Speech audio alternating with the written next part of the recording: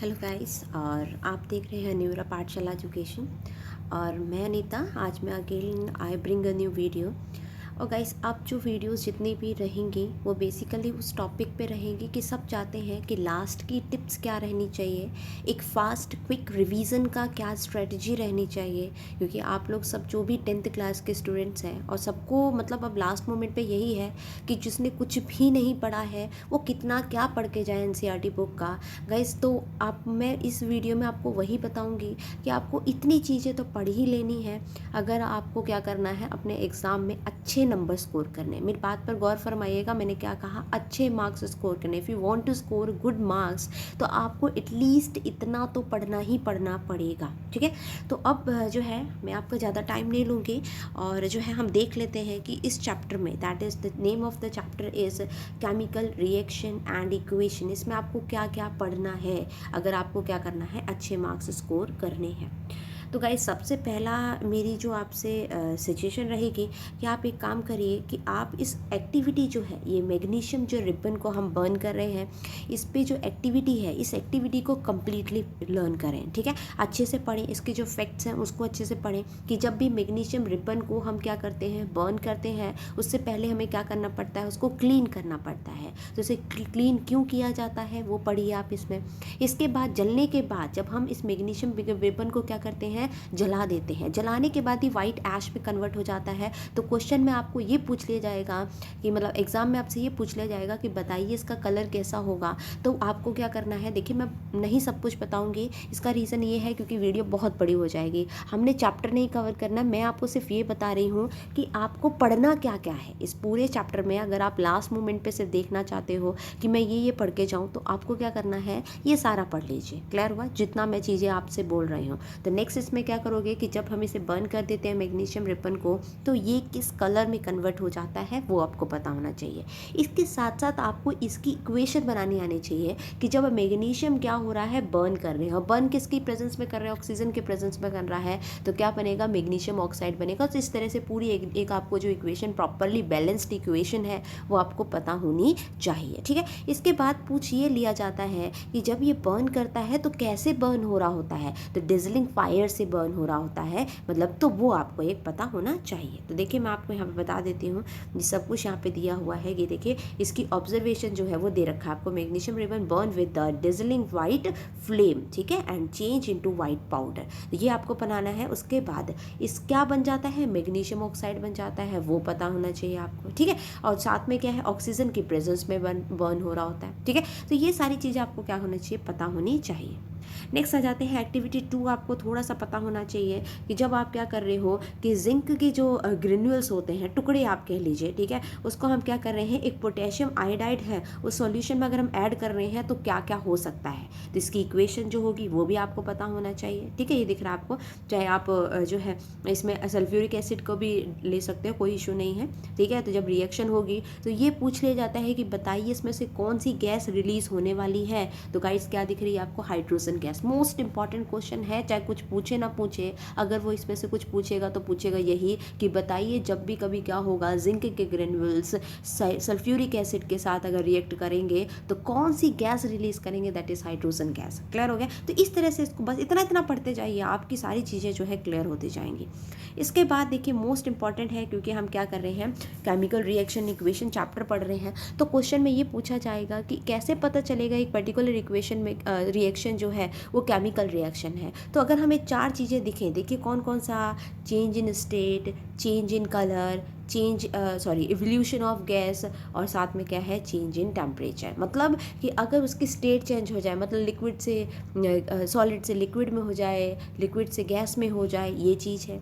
Change in colour का मतलब क्या है, कलर का बदलाव हो जाए। क्लियर हो गया। इसके बाद गैस, देखिए ना, हाइड्रोजन गैस रिलीज हुई, ऐसी कोई गैस रिलीज हो जाए, या क्या कह सकते हो, उसमें टेम्परेचर का बदलाव आ जाए, तो ये पढ़ लीजिए। इसके बाद सीधे आ जाइए यहाँ पे, इसमें से कितना पढ़ना है गाइस, ये है आपका केमिकल इक्वेशन। तो क्वेश्चन अगर पूछा जाए व्हाट इज़ केमिकल इक्वेशन, तो एक वो आप इसकी डेफिनेशन अच्छे से याद कर लीजिए, ठीक है। इसके बाद उनको क्या है बताने के लिए एक इक्वेशन आपको फॉर्मेट पता होना चाहिए। उसके बाद इसमें बताइए कि रिएक्टेंट क्या होता है और प्रोडक्ट क्या होता है। तो गाइस ये दिख रहा है आपको, ये लास्ट लाइन में उन्होंने साफ साफ दे रखा है यहाँ पे, द वर्ड इक्वेशन जो है ये रिएक्टेंट है, ठीक है। तो यहाँ पे रिएक्टेंट की भी आपको डेफिनेशन बता रखा है, और एरो के बाद क्या आता है प्रोडक्ट, तो ये बता रखा है। तो इतनी चीज़ें आप पढ़ोगे तो आपको यहीं से सारा खत्म हो जाएगा। बस इतना इतना पढ़ना है जितना मैं आपको बता रही हूँ, आपकी आधी परेशानी दूर हो जाएगी और आपका अच्छा खासा नंबर आ जाएगा, ठीक है। नेक्स्ट आपको पूछ लिया जाता है दैट इज स्केलेटन इक्वेशन क्या होती है गाइस, ठीक है। ये दिख रहा है आपको, एक स्केलेटन केमिकल इक्वेशन क्या होती है वो आपको पता होनी चाहिए। तो ऐसी इक्वेशन जो बैलेंस्ड नहीं होती है, आप यहाँ पे देखिए ये क्या है, आपको पता होगा ये रिएक्टेंट साइड होता है, ये क्या होता है प्रोडक्ट साइड होता है।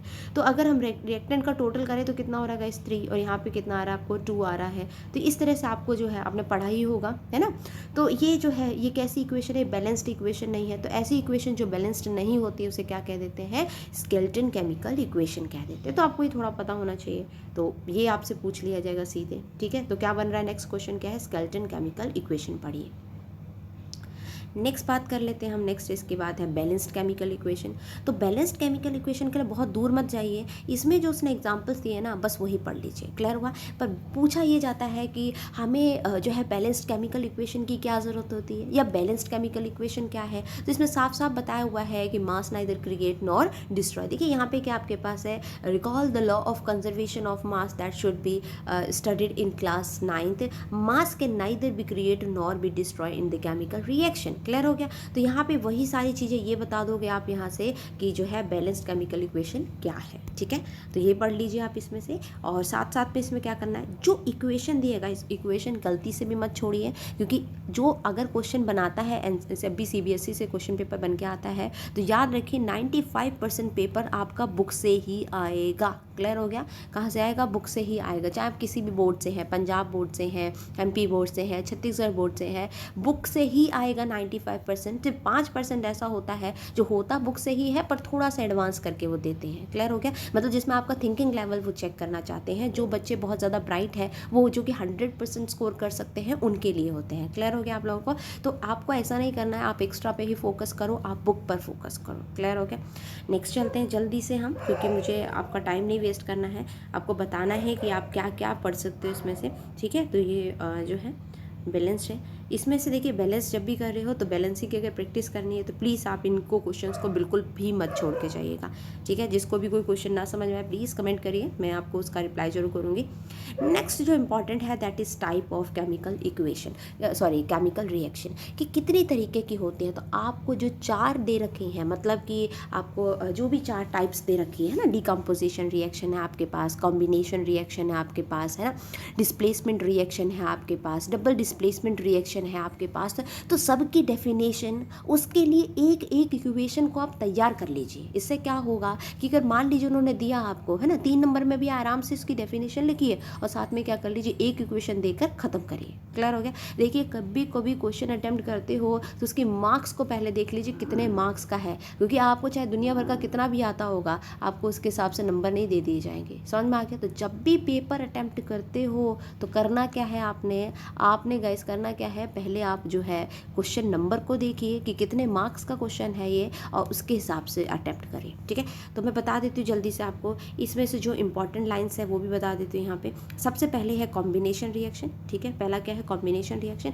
एक बहुत अच्छी बात बताई हुई है, देखिए कैल्शियम ऑक्साइड, मतलब कि CaO को ही और क्या कहा जाता है, quick lime. Most important question है, ऐसे पूछ लिया जाएगा कि बताइए कैल्शियम ऑक्साइड का अदर नेम क्या है, तो क्या बताओगे आप, दैट इज क्विक लाइम है। क्लियर हो गया आप लोगों को, ठीक है। इसके बाद ये पूछ लिया जाएगा आपसे कि अगर हम क्या करते हैं, बताइए कैल्शियम ऑक्साइड वाटर में अगर हम डालते हैं, ठीक है, जैसे आपने चूना देखा है पानी के अंदर डालते हैं, वैसा अगर उसको डालते हैं तो क्या बनेगा, समझ में आ रहा है, क्या आपके पास जो है प्रोडक्ट क्या बनेगा, तो क्या बनेगा, कैल्शियम हाइड्रो ऑक्साइड बनेगा। दूसरा ये पूछ सकते हैं what is the chemical name of calcium hydro oxide, तो क्या होगा जो है स्लेक लाइम, तो क्या बताओगे, कैल्शियम हाइड्रो ऑक्साइड हो जाएगा। इसका फॉर्मूला याद रखिए, CaOH टू, बहुत इंपॉर्टेंट है। इसके बाद ये देखिए यहाँ पे डेफिनेशन दे रखी है, डेफिनेशन दे रखी है किसकी, ये रखो, such a reaction in which a single product is formed from two or more reactant is known as combination reaction. Guys इसको पढ़ लीजिए, बस इतना सा पढ़ना है। ये डेफिनेशन पढ़िए, इसकी इक्वेशन पढ़िए, मैंने आपको बता दिया यहाँ से ये पूछ लिया जाता है आपसे, ठीक है, ये पढ़ लीजिए, ठीक है। और इसके बाद क्या है, इसमें हीट रिलीज होती है, मोस्ट इंपॉर्टेंट है, हीट रिलीज होती है, ये याद रख लेना है, बस इतना पढ़ना है, आगे चलते जाइए। जो मैं कह रही, जो टिक मार्क कर रही बस उतना पढ़िए, इससे ज़्यादा कुछ नहीं पढ़ना आपने, ठीक है। नेक्स्ट इसके बाद ये पूछ लिया जाता है कि जब आप कैल्शियम ऑक्साइड है, कैल्शियम हाइड्रोक्साइड है, सॉरी, कैल्शियम हाइड्रोक्साइड, देखिए जैसे कि आपने जो आपने क्या किया पुताई के लिए, है ना, जैसे कि वाइट वॉश जो हम करने के लिए बनाते नहीं है, तो आपने क्या किया, कैल्शियम ऑक्साइड को वाटर के अंदर डाल दिया, उससे क्या बन गया, कैल्शियम हाइड्रोक्साइड बन गया, ठीक है।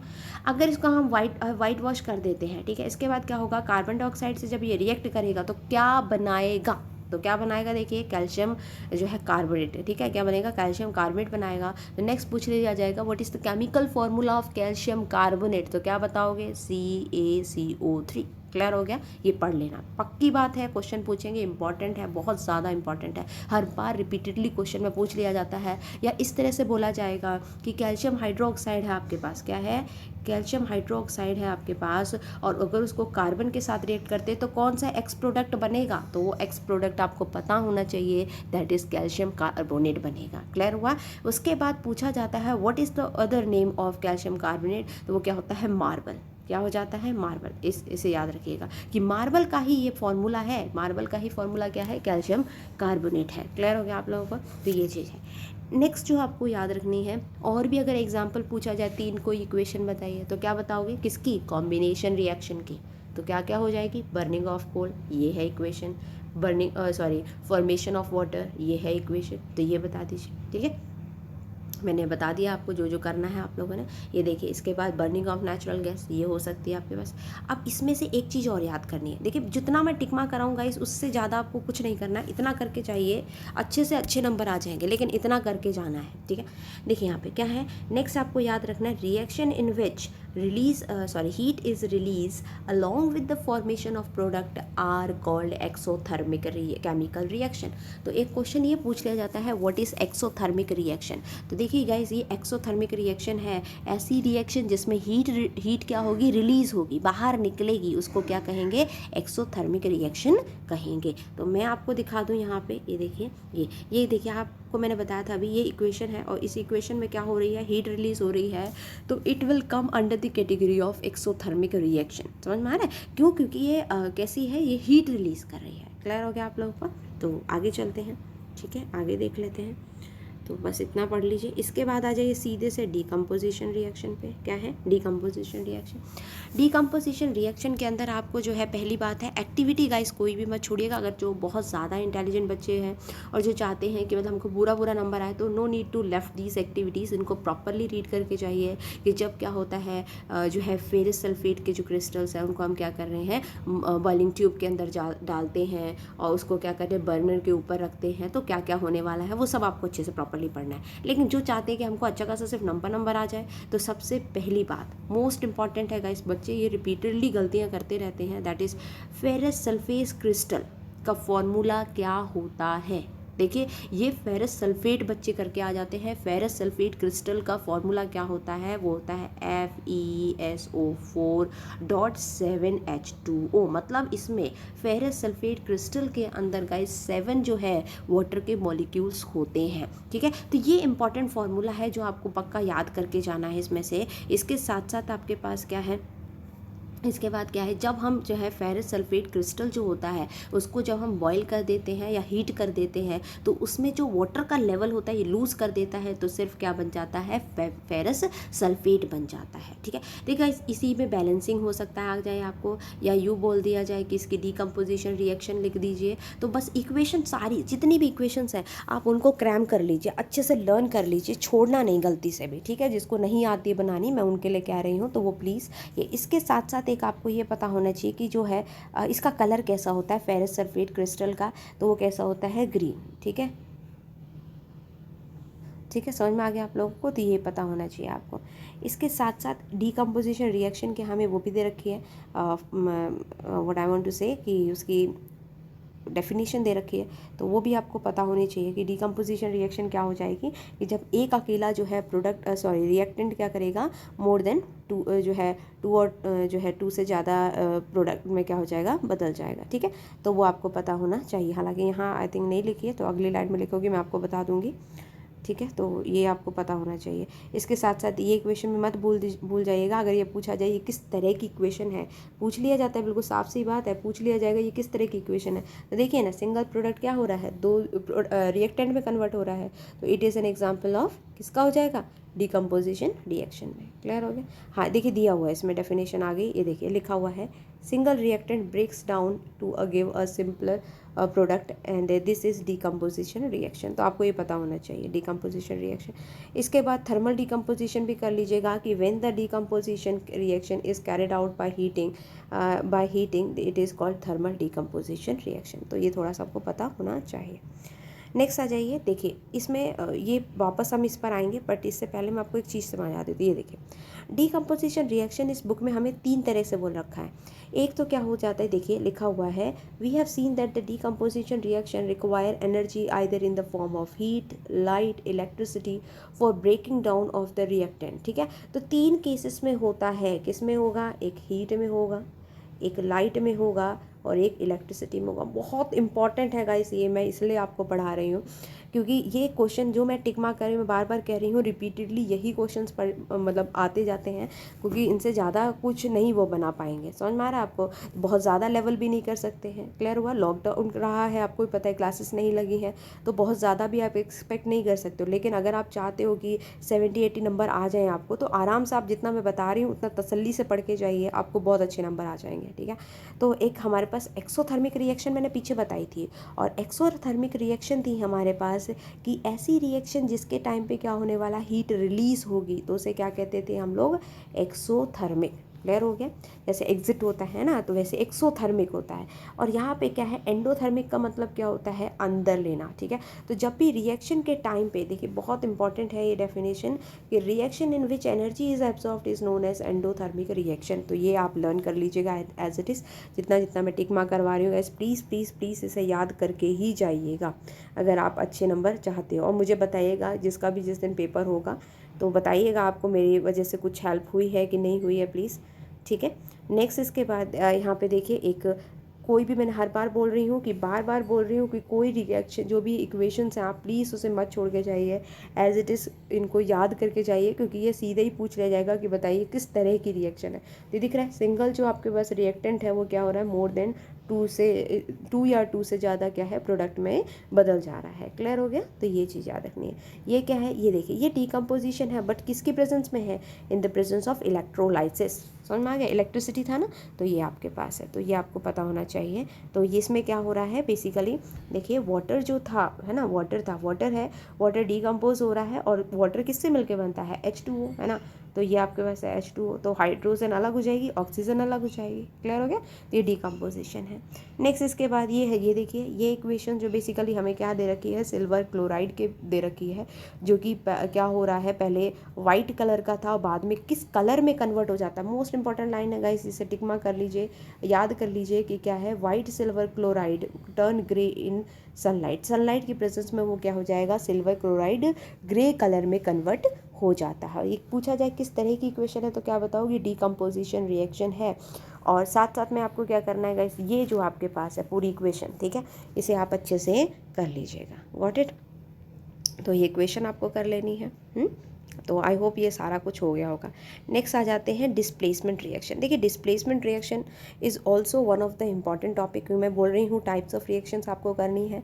तो 2 हमने कवर कर ली है। एक आपको मैंने बताया दैट इज़ जो है कॉम्बिनेशन रिएक्शन, एक आपको मैंने बता दिया दैट इज़ जो है डिकम्पोजिशन रिएक्शन। अब हम कर लेते हैं डिस्प्लेसमेंट रिएक्शन। ठीक है, और ठीक है, डिस्प्लेसमेंट रिएक्शन की अगर हम बात करें गाइस, तो डिस्प्लेसमेंट रिएक्शन देखिएगा, देखिए रिएक्शन, इसमें क्या करना है आपने, सबसे पहली बात है कि ये जो नेल की एक्टिविटी है प्लीज़ इसे आप प्रॉपरली पढ़ के जाइए। क्लियर हो गया?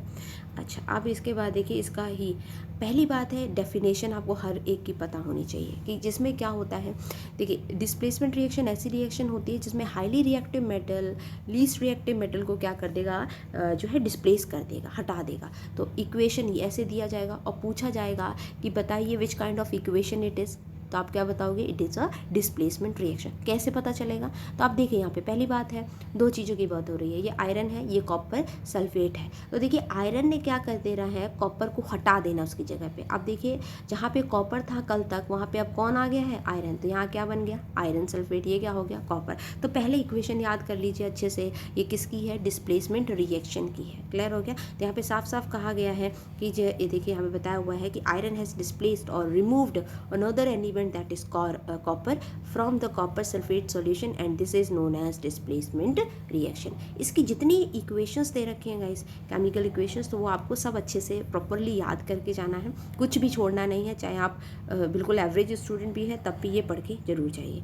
आप इसमें से जो यहाँ पे देखिए ये इंपॉर्टेंट है, क्वेश्चन ये पूछा जाता है व्हाट इज़ रेसिपिटेट रिएक्शन। तो क्या बोलोगे, एनी रिएक्शन। यहाँ से देखो मैं टिक मार्क कर दे रही हूँ, क्या पढ़ना है। पहली बात है एनी रिएक्शन दैट जो है produce a precipitate can be called precipitate reaction. ऐसी रिएक्शन जो रेसिपिटेट प्रोड्यूस करेगी उसको क्या कहेंगे, रेसिपिटेट रिएक्शन कहेंगे। ठीक है, अब नेक्स्ट क्वेश्चन आ जाता है व्हाट इज़ रेसिपिटेट। तो वो भी टिक कर लीजिए कि रेसिपिटेट क्या होता है, this insoluble substance formed is known as precipitate. मतलब ऐसा कोई इनसॉल्युबल सब्सटेंस जो कि रिएक्शन के बाद क्या हो जाता है, घुलता नहीं है, डिजॉल्व नहीं होता, उसे क्या कहेंगे, दैट इज़ कॉल्ड रेसिपिटेट कहेंगे। और ये पूरी इक्वेशन इसके लिए याद कर लीजिएगा। ठीक है, तो आई होप आपको समझ में आ गया होगा इसमें से क्या करना है इस पेज पे। ओके, नेक्स्ट आ जाइए जल्दी से, डबल डिस्प्लेसमेंट रिएक्शन। ठीक है, तो डबल डिस्प्लेसमेंट रिएक्शन की मैं बता देती हूँ, ये रहा। ठीक है, such reaction in which there is exchange of ions between the reactant is called double displacement. बस इतना याद करना है। क्लियर हो गया आप लोगों को कि ऐसी रिएक्शन जिसमें क्या हो रहा है, एक्सचेंज ऑफ आयंस हो रहे हैं, तो उसे हम क्या कहेंगे, that is called double displacement reaction कह देंगे। ठीक है, नेक्स्ट आ जाता है ऑक्सीडेशन एंड रिडक्शन। तो जल्दी बस अब हमारा टॉपिक ख़त्म होने को ही है।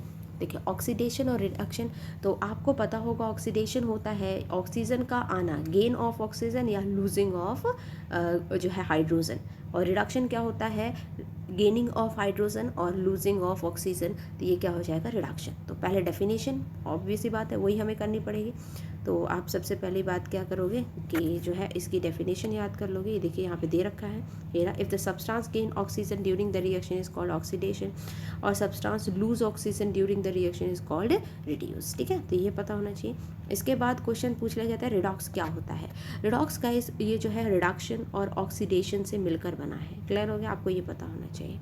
तो यहाँ पे देखिए, यहाँ पे लिखा हुआ है, ये लिखा है, इसमें से यही लाइन आपको सिर्फ पढ़ लेनी है कि वन रिएक्टेंट जो है gets oxidise while the other get reduce during a reaction, such reaction are called oxidation reduction reaction या रिडॉक्स रिएक्शन कहते हैं। इसकी भाई एक इक्वेशन को याद करके रखिए अच्छे से, ताकि क्या कर सको, अगर ये क्वेश्चन आता है तो आप आराम से इसको क्या करो, you can write in your answer sheet. ठीक है, और उसके बाद ये आप देख लीजिएगा, एक जो हमारे पास जो है रिडक्शन की हो रही है वो आपको पता होना चाहिए अकेला, क्योंकि ज़रूरी है रिडॉक्स पूछे वो सीधे रिडक्शन या ऑक्सीडेशन पूछ सकते हैं। तो ऑक्सीडेशन के लिए ये याद कर लीजिए, रिडक्शन के लिए ये याद कर लीजिए। और इसमें एक चीज़ और ये याद कर लीजिएगा, देखिए लिखा हुआ है कि black coating of the surface turn brown as reverse reaction take place of the copper. ठीक है, तो ये थोड़ा सा इंपॉर्टेंट पॉइंट था, तो मैंने आपको जो है टिक मार्क करा दिया है। नेक्स्ट आ जाते हैं, नेक्स्ट इसके बाद आ जाते हैं क्रोजन। क्रोजन में आपको क्या करना है, एक तो आपको रेंसिड पता होना चाहिए क्या होता है, क्रोजन क्या होता है वो पता होना चाहिए। ठीक है, कि आपको पता है कि जब भी नया कोई मेटल आता है तो उसकी शाइनी सरफेस होती है, जब उसमें जंग लग जाती है तो क्या हो जाता है, क्रोजन हो जाता है। ठीक है, तो वही आपको पता होना चाहिए। रस्टिंग ऑफ आयरन इंपॉर्टेंट है, ये आपके पास है। ठीक है, तो ये आप सारा इस यहाँ से यहाँ तक पढ़ लीजिएगा। ठीक है, ये इंपॉर्टेंट है आपके लिए। और इसके साथ साथ एक जो मेन टॉपिक है आपके पास, दैट इज़ रेंसिडिटी। रेंसिडिटी मतलब क्या होता है कि जब भी कभी मतलब खाना जो है हमारा फूड जो है, ठीक है, वो ऑक्सीडाइज हो जाता है तो वो कैसा हो जाता है, फाउली स्मेल प्रोड्यूस करना शुरू कर देता है। तो बस आपको वो पता होना चाहिए। और जो है देखिए इसके बाद आपको ये पता होना चाहिए कि इसको हम प्रोटेक्ट कैसे कर सकते हैं, ठीक है। तो सबसे पहले उन्होंने बताया है कि खाने को हम क्या कर सकते हैं, टाइट कंटेनर के अंदर डाल सकते हैं, ठीक है। और आप देखते होंगे कि जो भी चिप्स वगैरह हैं, ठीक है, उसमें क्या किया जाता है, नाइट्रोजन गैस, ये देखिए लिखा भी है कि नाइट्रोजन गैस को हम क्या करते हैं, उसके अंदर फिल करते हैं। आप देखते हो ना खाना मतलब कि जैसे चिप्स का पैकेट या बिस्किट वगैरह का पैकेट खुल जाता है तो सीड जाते हैं ना, रेंसिड हो जाते हैं। क्लियर हो गया आप लोगों को? तो मतलब क्यों, क्योंकि वो ऑक्सीडाइज हो चुका है खाना, ठीक है।